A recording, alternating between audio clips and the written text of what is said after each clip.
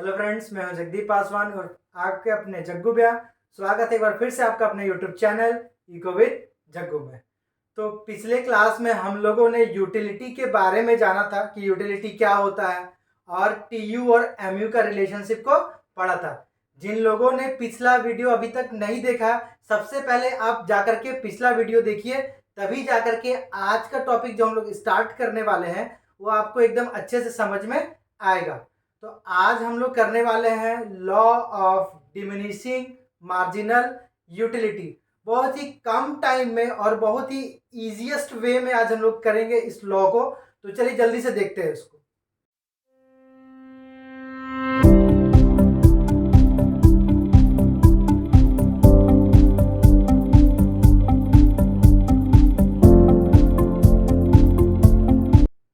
तो जैसा कि टॉपिक का नाम है लॉ ऑफ डीएमयू यानी डिमिनिशिंग मार्जिनल यूटिलिटी, आज हम लोग क्या पढ़ने वाले हैं? Law of diminishing marginal utility को शॉर्ट में एमयू बोलते हैं। ठीक है, law of diminishing marginal utility. Marginal utility के बारे में आप लोगों ने पिछला क्लास में पढ़ रखा था कि मार्जिनल यूटिलिटी क्या होता है कि एक से जब दूसरा कंजप्शन में हम लोग जाते हैं तो टोटल यूटिलिटी में जो भी चेंजेस आता है उसको बोलते हैं मार्जिनल यूटिलिटी। तो ध्यान से देखिएगा, मार्जिनल यूटिलिटी से पहले क्या लग गया? डिमिनिशिंग। क्या लग गया? डिमिनिशिंग। अब इसका मतलब क्या है भाई? ठीक है, आखिर इस लॉ में होता क्या? एकदम आराम से समझिएगा। ये लॉ क्या बोलता है कि जैसे जैसे कंजप्शन को इंक्रीज करते जाएंगे, जैसे जैसे हमारा कंजप्शन, जैसे किसी कमोडिटी को आप खरीद रहे, एक खरीदे, दो खरीदे, तीन खरीदे, तो जैसे जैसे कंजप्शन बढ़ेगा हर यूनिट से मिल रहा मार्जिनल यूटिलिटी क्या होगा? घटता जाएगा। हर यूनिट से मिल रहा मार्जिनल यूटिलिटी घटता जाता है, घटते जाता है, इसलिए इसको बोलते हैं डिमिनिशिंग। क्या बोलते हैं?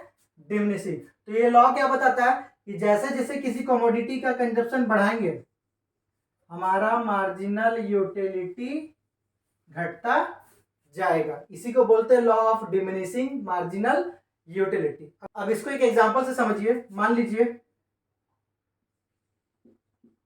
आपने चॉकलेट कंज्यूम करना स्टार्ट करा। ठीक है, पहले एक खाए, फिर दो खाए, फिर तीन खाए, इस तरह से आपका कंजप्शन क्या हो रहा है?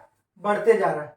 तो आपको ऑब्वियस पता है कि जब एक खा रहे हो, मान लीजिए आपको मिला 10, ठीक है, आपको सबसे ज्यादा सेटिस्फेक्शन मिला उस टाइम पे। फिर दो खाए तो थोड़ा सा मन भर गया तो फिर घटेगा, फिर तीसरा खाए, फिर घटा, फिर खाए तो फिर घट गया। ठीक है, तो यहाँ पे क्या देख रहे हैं कि जैसे जैसे कंजप्शन को बढ़ाते जा रहे हैं, जैसे जैसे कंजप्शन को बढ़ाते जा रहे हैं हमारा मार्जिनल यूटिलिटी यानी सेटिस्फेक्शन कम होते जा रहा है। क्या होते जा रहा है? कम होते जा रहा है। तो इसी को बोलते हैं हम लोग law of diminishing marginal utility. Marginal utility के बारे में एक बात हमेशा याद रखिएगा कि मार्जिनल यूटिलिटी का नेचर क्या होता है कि ये घटता है।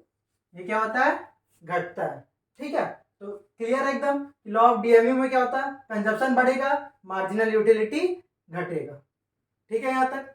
तो लॉ ऑफ डीएमयू हम लोगों को समझ में आ गया कि लॉ में क्या होता था कि जैसे जैसे कंजप्शन बढ़ाते जाएंगे हर यूनिट से मिल रहा मार्जिनल यूटिलिटी घटता जाता है। अब ध्यान से देखिएगा, नेक्स्ट पॉइंट है हमारा अजम्पशंस। क्या है? अजम्पशंस यानी assumptions of law of DMU. Question paper में क्या हो जाएगा ना, क्वेश्चन इस तरह से देगा, ठीक है, which of the following is the assumption of law of DMU. ये सब में से कोई भी एक ऑप्शन में रहेगा कि ये जो भी ऑप्शन दिया गया है उसमें से कौन सा डीएमयू का, लॉ ऑफ डीएमयू का अजम्पशन है। तो ध्यान से देखिएगा, क्या है पहला assumption? Utility is measurable in units. यानी इस लॉ में जो भी आप यूटिलिटी यानी जो भी सेटिस्फैक्शन मेजर कर रहे हैं वो किस में करेंगे? यूनिट्स में। और आपको पता ना यूनिट्स को क्या बोलते थे लोग मेजर जो करते थे? यूटिल्स में करते हैं। किस में करते हैं? यूटिल्स में। यानी कि law of diminishing marginal utility में नंबर्स के टर्म में हम लोग मेजर करते हैं, और नंबर के टर्म में होता है उसको कौन सा अप्रोच बोलते थे? कार्डिनल। यानी law of DMU is a cardinal approach. ये आ सकता है ऑब्जेक्टिव में। ठीक है, law of DMU is related to which approach? ठीक है, कार्डिनल, ऑर्डिनल, बोथ, नन। तो क्या हो जाएगा कार्डिनल। कार्डिनल क्यों है? क्योंकि नंबर्स के टर्म में यहाँ पे हम लोग मेजर कर रहे हैं। ठीक है, सेकेंड पे ध्यान दीजिएगा, क्या लिखा हुआ? Consumer is rational. अब दिमाग में आ रहा होगा कि भाई ये रैशनल क्या होता है? तो रैशनल कंज्यूमर क्या होता? वैसा कंज्यूमर जो कि अपना इनकम को स्पेंड करता है ताकि अपना सेटिस्फैक्शन को क्या कर सके? मैक्सिमम कर सके। सेटिस्फैक्शन को क्या कर सके? मैक्सिमम कर सके। उस तरह के कंज्यूमर को क्या बोलते हैं? Rational consumer. ठीक है, थर्ड क्या है? Consumption should be continuous. ये तो एकदम सबसे इंपॉर्टेंट है ये असम्पशन, क्योंकि लॉ के हिसाब से क्या है कि कंजप्शन जैसे जैसे बढ़ेगा, बढ़ेगा मतलब कंजप्शन क्या होना चाहिए? कंटिन्यूअस। ऐसा नहीं है कि आज एगो कंज्यूम किया फिर 2 दिन बाद दूसरा वाला कंज्यूम किया, ऐसा नहीं। कंजप्शन क्या होना चाहिए? कंटिन्यूअस होना चाहिए। 1 खाए, 2 खाए, 3 खाए, इसलिए। ठीक है, तब जाके ये लॉ अप्लाई होगा। तो थर्ड असम्पशन क्या है? यहाँ पे जो भी कंजप्शन कर रहे हैं वो क्या है? कंटिन्यूअस है। और लास्ट क्या है? Price and income of the consumer remain constant. Constant का मतलब जो पहले प्राइस है, जो अभी प्राइस है, एकदम वही है, ना बढ़ रहा ना ही घट रहा है। मान लीजिए अगर किसी कमोडिटी का प्राइस 10 रुपया पर यूनिट है और आपके पास इनकम है, ठीक है, 100 रुपया, तो इतना ही है। ठीक है, यानी आपका प्राइस 10 ही रुपया है और इनकम 100 रुपया। ना ये बढ़ रहा घट रहा, ना ही ये बढ़ रहा और घट रहा। तो ये चारों अजम्पशन अच्छे से याद कर लीजिएगा, एग्जाम में हो सकता है आ जाए। क्लियर है यहाँ तक? हाँ बच्चों, तो अब अजम्पशन समझने के बाद हम लोग नेक्स्ट टॉपिक करेंगे exceptions. Law of diminishing marginal utility का एक्सेप्शंस। एक्सेप्शन यानी कि ऐसा कुछ कुछ सिचुएशन जहां पे ये वाला लॉ अप्लाई नहीं होगा। ध्यान से देखिएगा क्या लिखा हुआ है।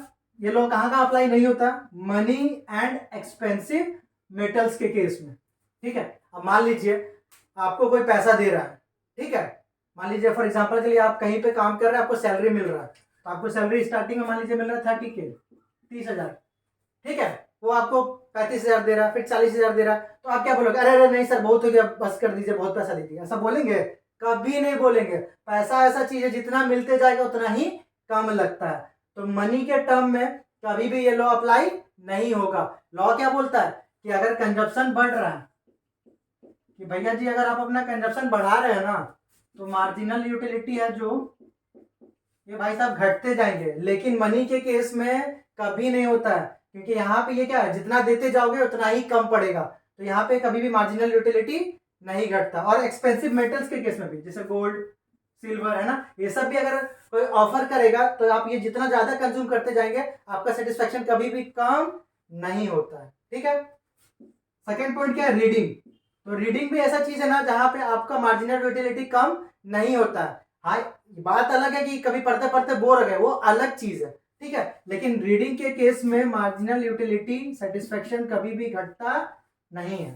ठीक है, थर्ड क्या? Listening to music. Listening to, गाना सुन रहे हैं, तो यहाँ पे भी मार्जिनल यूटिलिटी आपका घटेगा नहीं। भले आप कितना भी घंटा भर लगा लिए मोबाइल, एकदम आराम से हेडफोन लगाए हुए और सुने जा रहे सुने जा रहे सुने जा रहे, लेकिन मार्जिनल यूटिलिटी यहाँ पे कभी घटता नहीं है। फिर क्या है? Acquiring knowledge. नॉलेज गेन करने के केस में भी ये लॉ अप्लाई नहीं होता है। फिर कोई बोलेगा कि भैया मान लीजिए वेब सीरीज देख रहे हैं, तो उस केस में भी लॉ अप्लाई नहीं होगा। वो ऐसा चीज है कि जितना ज्यादा देखते जाओ मन नहीं भरता है, मेरा सेटिस्फेक्शन कभी फुलफिल नहीं होता है, तो उसको देखते जाता है। तो ये सारा केसेस है जहां पे law of diminishing marginal utility hold नहीं करेगा, अप्लाई नहीं करेगा। ध्यान रखेंगे, तो यहां से उठा के क्वेश्चन दे देगा। ठीक है, कि अगर मान लीजिए कोई पर्सन बुक रीड कर रहा है तो लॉ ऑफ डीएमयू अप्लाई होगा कि नहीं होगा। ठीक है, सब बात का थोड़ा ध्यान रखना है, यहीं से क्वेश्चन उठा के देता है। यानी डीएमयू से आपको मेनली क्या करना है, उसका क्या डेफिनेशन था वो अच्छे से समझ जाइएगा, और अजम्पशन और एक्सेप्शन इसको अच्छे से कर लीजिएगा। ठीक है, तो उम्मीद है आप लोगों को अभी तक जितना भी मैंने बताया है वो अच्छे से समझ में आ गया होगा। अगर समझ में आ गया है तो जल्दी से लाइक बटन दबा दो यार। ठीक है, और आपके जो भी डाउट्स है आप आराम से कमेंट करें। कमेंट में हम आपका डाउट्स क्लियर करने की कोशिश हमेशा करेंगे और करते रहेंगे। ठीक है, जिन्होंने अब तक चैनल को सब्सक्राइब नहीं करा है जल्दी से चैनल को सब्सक्राइब कर दीजिए। मिलेंगे आपसे अगले वीडियो में, तब तक के लिए take care, keep smiling and